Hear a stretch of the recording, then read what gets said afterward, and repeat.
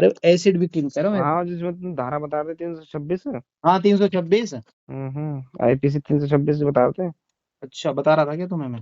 हम्म।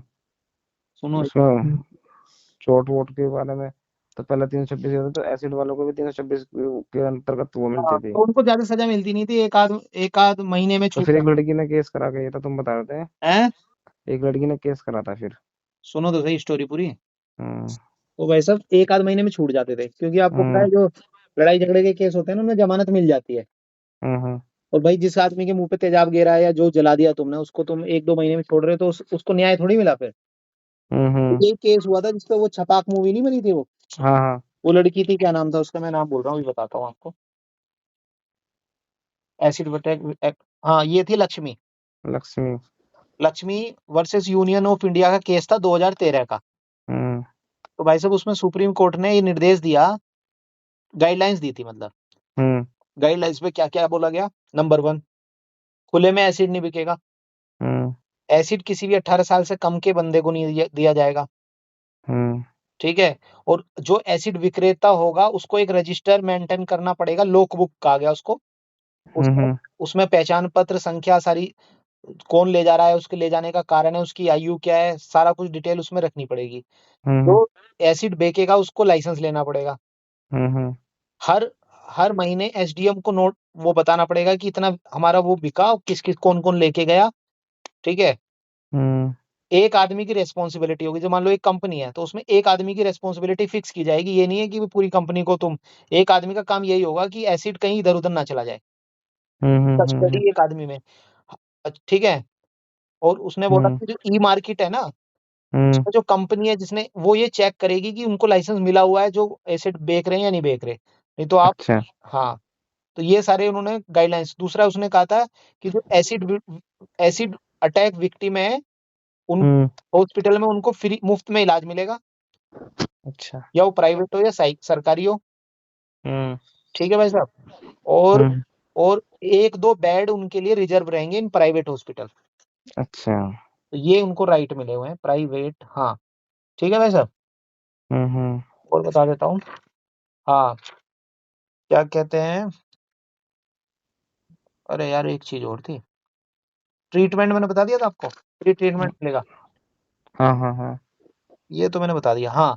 और पता है क्या है, उसके बाद उसके बाद जस्टिस वर्मा कमेटी बनी सर। अच्छा। जेएस वर्मा कमेटी बनी थी 2013 में ही। इस हम्म। इसके बाद लक्ष्मी का जब ये केस आया ना, हम्म। उसके बाद 2013 में जस्टिस वर्मा कमेटी बनी। तो उसके हम्म। बाद जो इंडियन पीनल कोड है ना, उसमें सर अमेंडमेंट करके नए क्लोज जोड़े गए, 326 ए और 326 बी। हम्म। 326 ए में ये कहा गया कि अगर कोई व्यक्ति किसी पर एसिड एसिड से हमला करता है, हाँ। तो उसको कम से कम 10 साल की सजा होगी, अच्छा। और उसमें जमानत नहीं मिलेगी।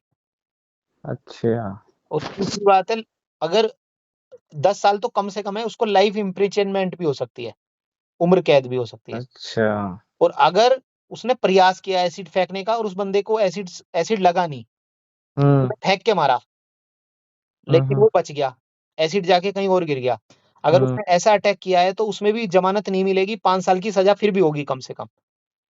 अच्छा। अटेम्प्ट को भी उसमें वो बनाया गया। अच्छा।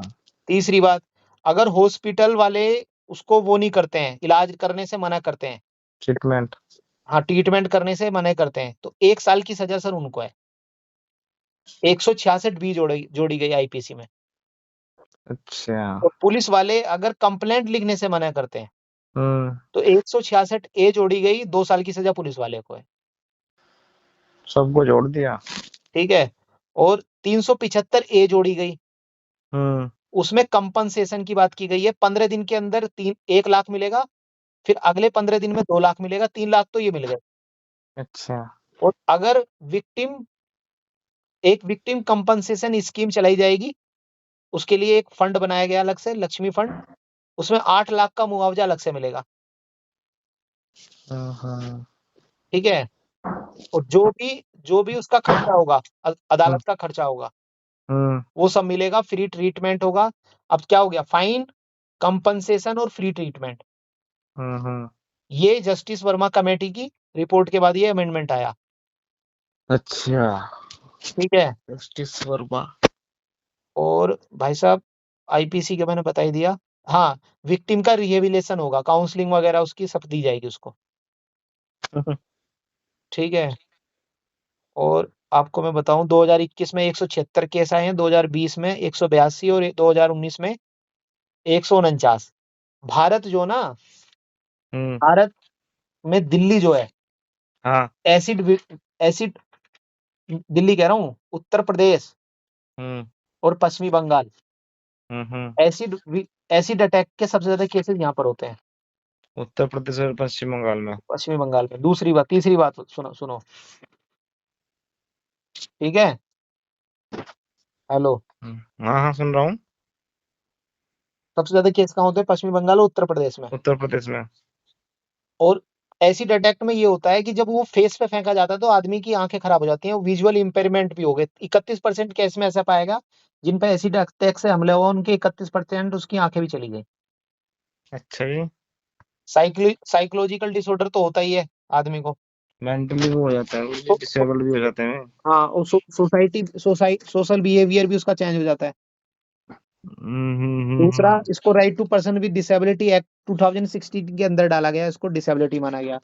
हम्म। और इसमें क्या किया गया है, इसमें आपको बता दूं मैं, इसमें सर नौकरी जो है, हम्म।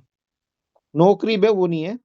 अरे यार, इसमें नहीं है यार, नौकरी में वो नहीं है सर, वो नहीं है, रिजर्वेशन नहीं है इनके लिए अभी। नहीं, डिसेबिलिटी में इसका नाम है तो रिजर्वेशन के लिए। अरे यार, ऐसे थैलेसीमिया, थैलेसीमिया का रिजर्वेशन है नौकरी में? पता नहीं। जॉब रिजर्वेशन में थैलेसीमिया का कोई वो नहीं है। अच्छा जी। हायर एजुकेशन में, मतलब ये कंफ्यूजन होगा आपको कि 21 डिसेबिलिटी है तो उनको सबको रिजर्वेशन मिलेगा, ऐसा नहीं है। अच्छा जी। उसमें कुछ डिसेबिलिटी को रिजर्वेशन दे रखा है, कुछ को नहीं दे रखा। अच्छा। कुछ को हायर में दे रखा है, किसी को लोअर में दे रखा है, किसी को जॉब में दे रखा है, किसी को सब में दे रखा है। अच्छा। ठीक है भाई साहब। हम्म। और हाँ, बस यही है। एसिड अटैक विक्टिम समझ में आया? हम्म। हम्म। सही है।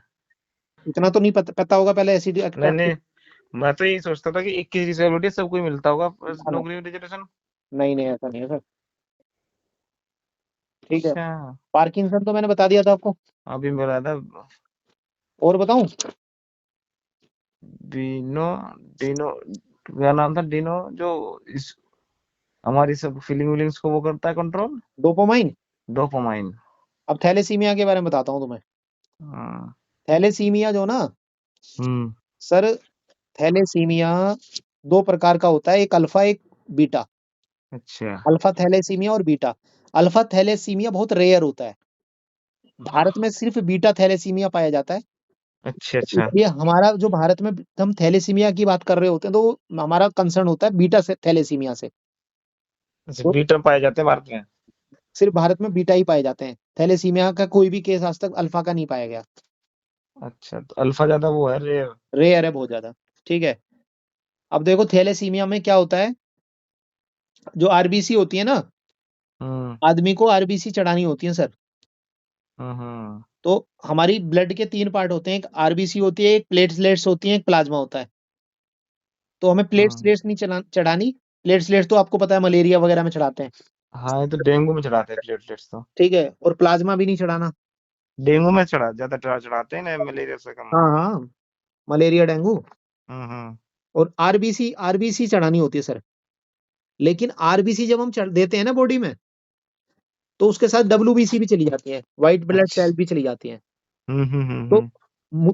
प्रॉब्लम ये है कि हमें आरबीसी तो देनी है, लेकिन डब्ल्यूबीसी रोकनी है। अच्छा। इसके लिए जो ना एक फिल्टर फिल्टर लगाया जाता है, जब ब्लड का ट्रांसफर किया जाता है ना, ट्रांसफ्यूजन किया जाता है, हम्म। तो एक फिल्टर लगाया जाता है सर। वो फिल्टर बहुत महंगा आता है। और जो ये थैलेसीमिया के पेशेंट हैं, इनको तो तुम्हें पता है, हफ्ते में जो ना इनको जाके ब्लड चेंज कराना होता है। हाँ हाँ हाँ हाँ। तो इनके लिए ये सरकारी, मतलब बहुत महंगा पड़ता है इनका इलाज, ये इलाज। अच्छा। तो एक साल का एक या मतलब एक साल का तुम्हारा कई बार 8-8 9-9 लाख का भी खर्चा पहुंच जाता है। उस सरकार ने अभी तक इनके लिए कोई भी इस तरह का फ्री मेडिकल फैसिलिटी या सुविधा नहीं दे रखी। अच्छा जी। हाँ। अच्छा, थैलेसीमिया में एनीमिया हो जाता है सर, खून की मतलब कमी हो हड्डियां जाती कमजोर है। हो जाती है उसमें। खून की कमी हो जाती है, ठीक है। हम्म। अच्छा, इसमें जो ना बोन मैरो ट्रांसप्लांट किया जाता है अगर थैलेसीमिया के पेशेंट का, लेकिन उसके लिए जरूरी है कि उसके सिबलिंग से ही हो सकता है वो, मतलब भाई बहन ही हो सकते हैं। हम्म। ठीक है, सिबलिंग्स। अच्छा, एक होता है ब्लड ट्रांसफर। ब्लड ट्रांसफर उसको कराना पड़ता है, अक्सर वो जाता है तो वो बहुत पेनफुल होता है। हाँ, ब्लड ट्रांसफर तो किडनी जो ट्रांसफर जिनकी किडनी फेलियर होती है उनका भी होता है। हाँ, और जीन थेरेपी भी होती है, लेकिन जीन थेरेपी की जो कीमत है वो करोड़ों रुपए में बहुत महंगी है। और उसके अभी सक्सेस रेट की भी कुछ पता नहीं कितने हैं, ठीक है। इंडिया में अच्छा सिर्फ उत्तर भारत में थैलेसीमिया पाया जाता है, अच्छा अच्छा। और उत्तर भारत में भी सिंधी में और पंजाबियों में ज्यादा पाया जाता है। पंजाबी और सिंधी और गुजराती, गुजरात में। अच्छा ठीक है। साइप्रस एक ऐसी कंट्री है जिन्होंने थैलेसीमिया के लिए जेनेटिक कुंडली बनानी शुरू कर दी है। अच्छा। साइप्रस। ठीक है। अमिताभ बच्चन को साइप्रस की राजधानी निकोसिया दिखे है। थैलेसीमिया का पेशेंट 20 साल बहुत मुश्किल से जी पाता है। हम्म। अगर इलाज प्रॉपर नहीं मिला हम्म। तो 5 साल में उसका टिकट, 5-10 साल में ही टिकट कट जाता है पहले ही पहले। अमिताभ बच्चन को थैलेसीमिया है। अच्छा जी। ठीक है। और इंडिया थैलेसीमिया की कैपिटल है पूरी दुनिया में। अच्छा जी। साइप्रस ने जेनेटिक कुंडली शुरू कर दी है। नॉर्थ इंडिया में थैलेसीमिया मेनली पाया जाता है, सिंधी, पंजाबी और गुजरात में। इस समय गुजरात में। थैलेसीमिया के एक्टिव केस 1.5 लाख हैं। हैं? 1.5 लाख। 1.5 लाख? हम्म। ठीक है। बस। में बस सब गुरुजी बहुत। आज के लिए काफी है। काफी है। अरे पूरा सुनो ना हम्म। पहले। तो इसमें एक, इसमें चैलेसन भी किया जाता है सर। अच्छा। चैलेसन में क्या होता है, जो तुम्हारी बॉडी में ब्लड चढ़ाया जाता है तो उससे तुम्हारी बॉडी में आयरन की मात्रा बढ़ जाती है। तो फिर ब्लड चढ़ाने के बाद आयरन को निकाला जाता है। ये कितनी बार डाला जा रहा? ठीक है, मतलब आप आरबीसी चढ़ाओगे, हम्म। डब्ल्यूबीसी रोकोगे, और फिर जो ना क्या कहते हैं आयरन को बाहर निकालोगे। आयरन बाहर निकालने की प्रक्रिया को चैलेसन बोलते हैं। अच्छा। ये जेनेटिक डिसऑर्डर है, ये तो पता ही है आपको। हाँ, ये तो पता ही है। अच्छा, इसमें 3 तरह के थैलेसीमिया होते हैं, एक कैरियर थैलेसीमिया है, एक मेजर थैलेसीमिया है, एक इंटरमीडिया। अच्छा। ठीक है। और इसमें हेपेटाइटिस बी, सी और एचआईवी होने का जो खतरा है बहुत ज्यादा बना रहता है। हम्म। इनकी जो ना इनकी जो स्लीप स्प्लीन होती है ना, पिलिया, हम्म। इसको रिमूव करना पड़ता है कुछ टाइम बाद। लीवर में सिरोसिस हो जाता है, लीवर खराब हो जाता है इन लोगों का। हम्म। आयरन रिमूवल करने के लिए उनको मेडिसिन दी जाती है, 3 मेडिसिन है सर। अच्छा। हर प्रेगनेंसी में टेस्ट कराना जरूरी है अगर तुम्हारी फैमिली में किसी को थैलेसीमिया है। ये अब तो कि, प्रेगनेंसी में भारत में भी सुधार आ रहा है। किसी आदमी को थैलेसीमिया है तो उसको मलेरिया नहीं होगा। ऐसा क्यों? और कंबाइंड, ये जो ना थैलेसीमिया जिसको होता है उसको सिकल सेल डिजीज भी हो जाती है, समझे। ये हम्म। थैलेसीमिया के बारे में। मतलब ऐसा क्यों है कि उसको मलेरिया नहीं होगा? बायोलॉजिकल कारण है सर, अंदर जाओगे तो। मैंने भी अंदर जाके पढ़ा डिटेल में, लेकिन जो ना उसमें क्या हाँ, होता है। फिर तो बायोलॉजी हमारे समझ में से बाहर है, रहने दो। बात मैं बता दूंगा, ये उसमें भी काम आएगा तुम्हारा, पीसीएस में हम्म। काम आएगा, क्वेश्चन आते हैं ये। हाँ हाँ, अब तो आने लगे हर जगह। थैलेसीमिया वैलेसीमिया के क्वेश्चन सब नहीं लिखे। नहीं, अब डिसेबिलिटी क्वेश्चन पूछने लगे। अब ये बताओ, थैलेसीमिया समझ में आया? हाँ, आ गया।